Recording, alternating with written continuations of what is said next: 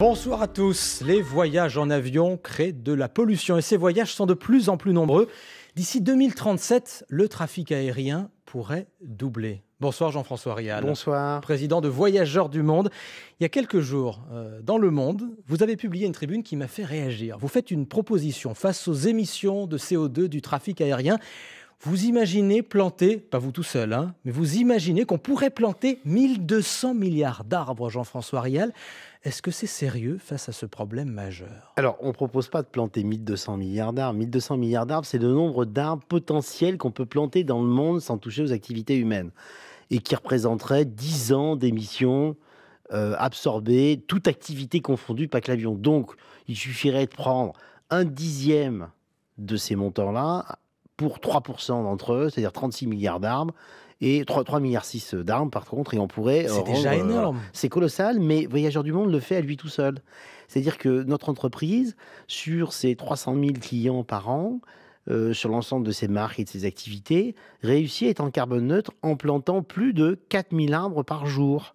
Donc si nous on le fait, pourquoi les autres ne pourraient pas le faire ? Mais à l'échelle gigantesque du monde, est-ce que c'est réaliste encore une fois ? Alors c'est tout à fait réaliste parce que comme on l'a dit, on peut planter 1200 milliards d'arbres en termes de potentiel. Il suffirait d'en planter 3,6 milliards d'arbres.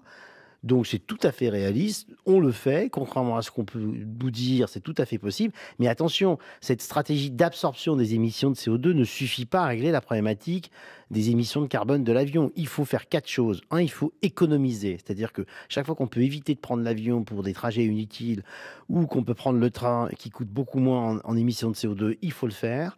Il faut mettre en place toutes les technologies qui permettent de faire des réductions et des économies. Deuxièmement, il faut absorber tel que je le propose, absorber directement par des projets qui absorbent du carbone. Troisièmement, il faut financer la transition, la transition parce que on sait que sur l'avion, on ne pourra pas le faire dans les délais du GIEC. C'est pour ça que je propose cette absorption par rapport aux autres activités. Mais il faut aussi financer la transition. Et quatrièmement, il faut éventuellement, et pourquoi pas, y rajouter une taxe carbone au-delà de la contribution planète que je propose qui absorberait des émissions.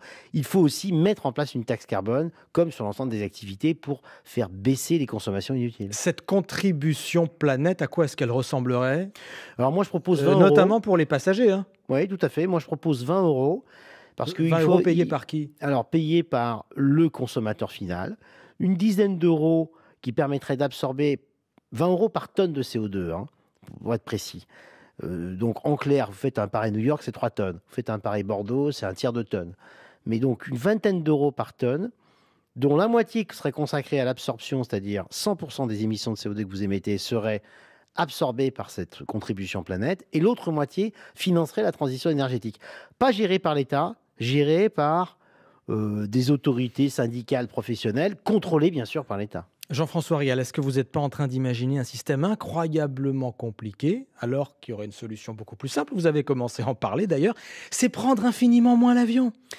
Alors, moi, je ne crois pas que ça suffira. C'est-à-dire que je crois qu'au vu des échéances que nous avons, que le GIEC nous impose, divisé par deux... Le GIEC, je le rappelle, c'est le groupe d'experts pour le climat. Divisé par deux en 10 ans, être en neutralité carbone en 30 ans, la croissance du trafic aérien est telle que toutes les économies qu'on pourra faire ne suffiront pas. Donc pour moi, il y a 2 solutions.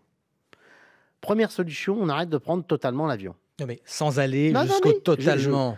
Mais je vois pas bien. C'est-à-dire qu'il y a des gens qui n'est pas en train de changer de modèle, ce que vous constatez dans d'autres domaines ? Non, mais il y a des gens qui proposent des quotas. Ah oui, j'ai vu un député allemand qui propose de limiter à 3 le nombre d'allers-retours par an et par personne. C'est complètement irréaliste. Moi, je propose une solution qui est bien plus simple, qui est bien plus efficace, qui est bien plus juste, qui est que l'avion soit en neutralité totale de carbone par l'absorption, même si on doit aussi faire des économies. Ça ne remet pas fondamentalement en question notre modèle de consommation. Non, parce que l'avion a une spécificité, c'est qu'on est incapable de faire la transition dans les 30 ans qui viennent.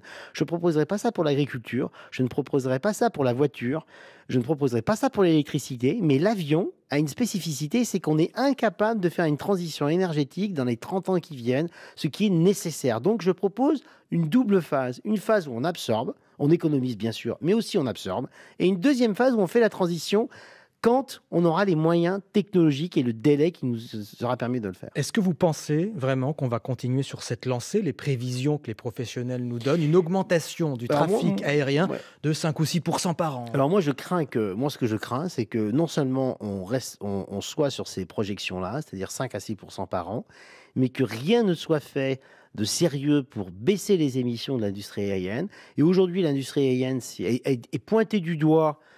Elle représente 3% des émissions de CO2 dans le monde. Mais si on ne fait rien, elle va représenter 7, 8, 10, 14% des émissions. Et donc, on va aller vers la catastrophe. On va aller vers un réchauffement climatique qui va être supérieur aux 2 degrés ou 1,5 degré que le GIEC nous suggère de limiter.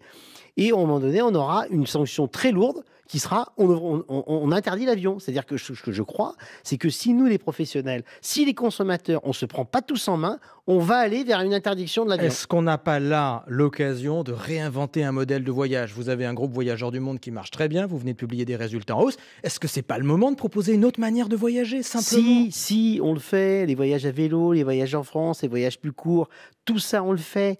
Mais il ne faut pas se raconter d'histoire. Tout ce qu'on fera, nous, ne changera rien à la problématique mondiale de l'augmentation des voyages. Les Chinois, les Indiens, les Chiliens, qui n'ont jamais pu prendre l'avion pendant des années, ils ne vont pas arrêter de prendre l'avion. Ils vont continuer d'augmenter de prendre l'avion. Donc, il faut prendre des mesures qui soient réalistes et qui soient compatibles avec les objectifs du GIEC. Sinon, on tombera dans des excès d'un côté comme de l'autre, qui ne résoudront ni le problème du réchauffement climatique, ni la problématique des émissions de CO2 des avions. Jean-François Réal, merci, le patron de Voyageurs du Monde, avec cette proposition qui va encore faire réagir, j'en suis sûr. Vous étiez ce soir l'invité de l'Interview Éco.